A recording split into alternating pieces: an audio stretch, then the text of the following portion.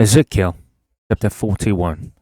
Then the man brought me to the main hall and measured the jambs.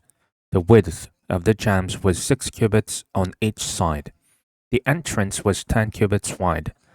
The projecting walls on each side of it were 5 cubits wide. He also measured the main hall. It was 40 cubits long and 20 cubits wide. Then he went into the inner sanctuary and measured the jambs of the entrance. Each was 2 cubits wide.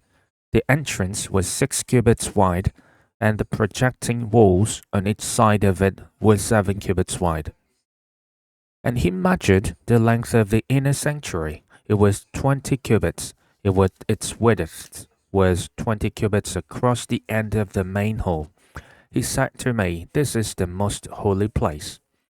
Then he measured the wall of the temple. It was 6 cubits thick. Each side room around the temple was 4 cubits wide. The side rooms were on 3 levels, one above another, 30 on each level. There were latches all around the wall of the temple to serve as supports for the side rooms, so that the supports were not inserted into the wall of the temple. The side rooms all around the temple were wider at each successive level. The structure surrounding the temple was built in ascending stages, so that the rooms widened as one went upward. A stairway went up from the lowest floor to the top floor through the middle floor. I saw that the temple had a raised base all around it, forming the foundation of the side rooms. It was the length of the rod, 6 long cubits. The outer wall of the side rooms was 5 cubits thick. The open area between the side rooms of the temple and the priest's rooms was 20 cubits wide all around the temple. There were entrances to the side rooms from the open area, one on the north, another on the south, and the base adjoining the open area was 5 cubits wide all around. The building facing the temple courtyard on the west side was 70 cubits wide. The wall of the building was 5 cubits thick all around, and its length was 90 cubits. Then he measured the temple. It was 100 cubits long, and the temple courtyard and the building with its walls were also 100 cubits long.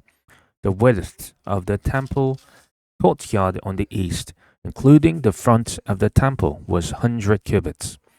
Then he measured the length of the building facing the courtyard at the rear of the temple, including its galleries on each side.